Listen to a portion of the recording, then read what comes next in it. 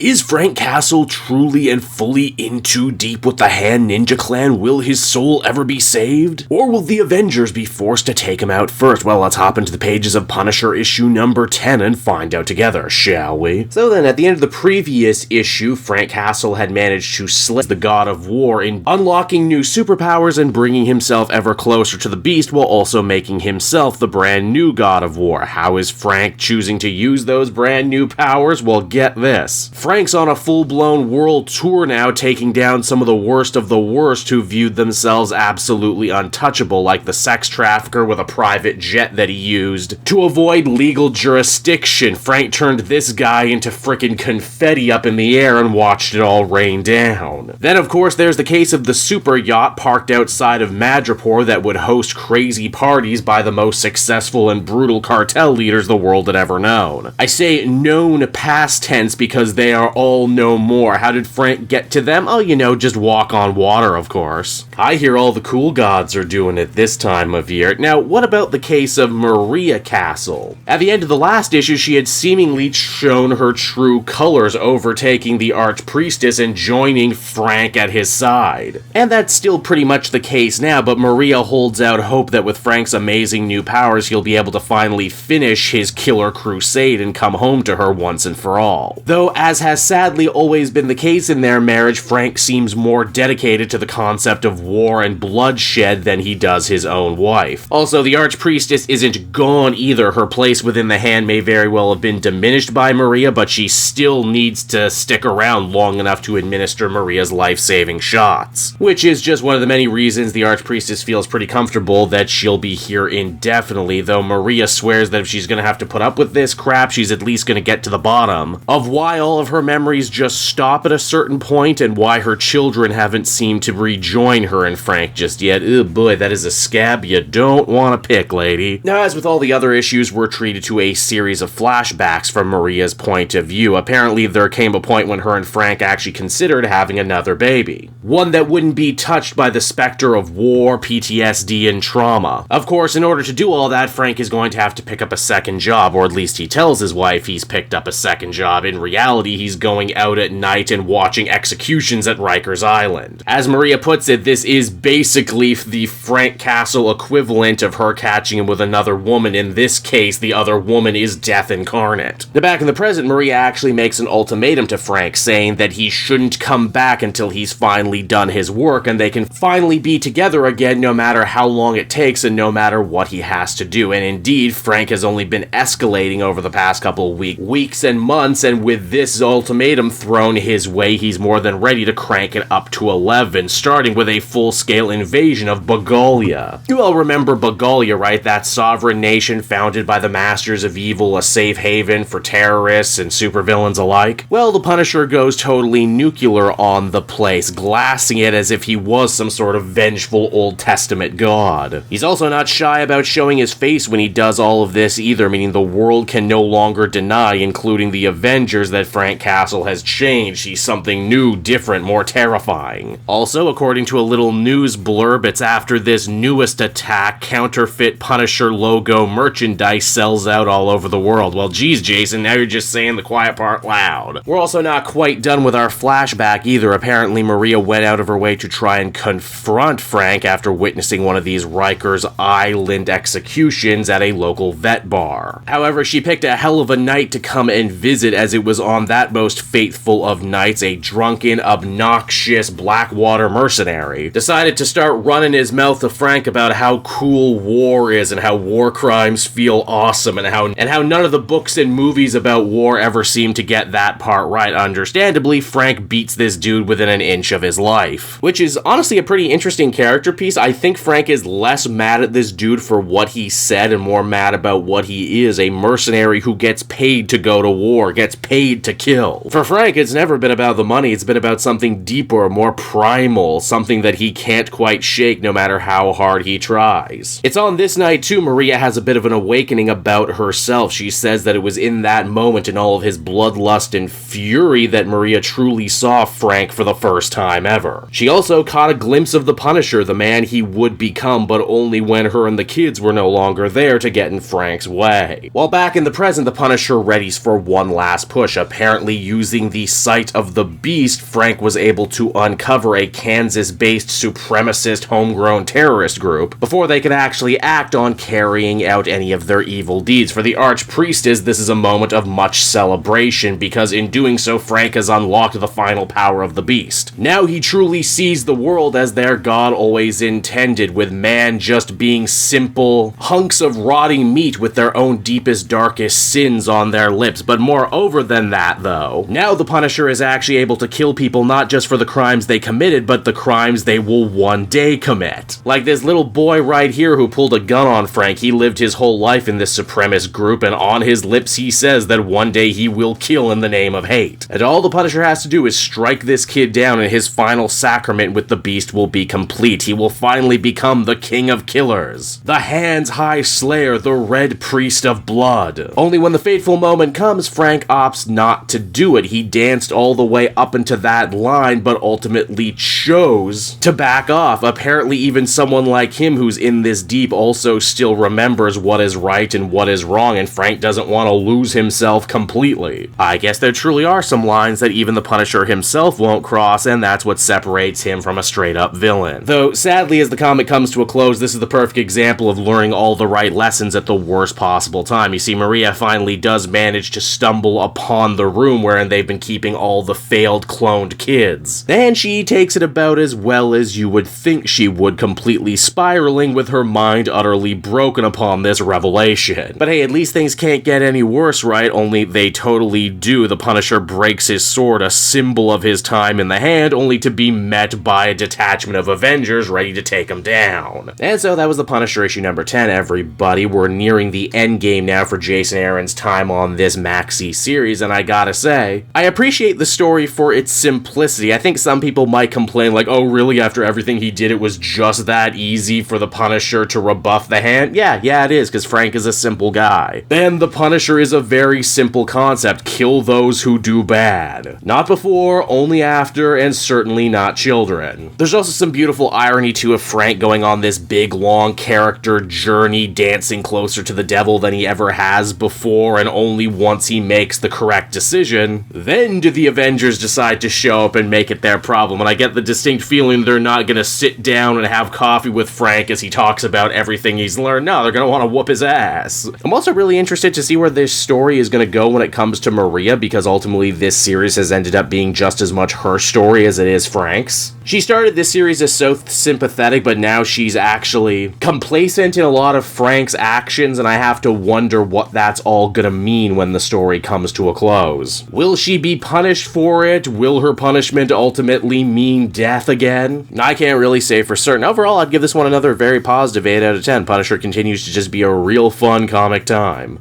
Hey there everyone, Kate Joel again, and I just want to thank you so much for watching to the end of the video. It means a lot to me. And hey, if you enjoyed the book I covered in this issue and want some comics of your own, might I recommend Book Depository? It's my #1 place for shopping for comic book trades. You get a great price, and if you use my link down in the description, you'll actually be helping me out at the same time. You get something, I get something, everybody wins, right? So until next time everyone, I've been Joel, and I will see you in the next video. Bye-bye.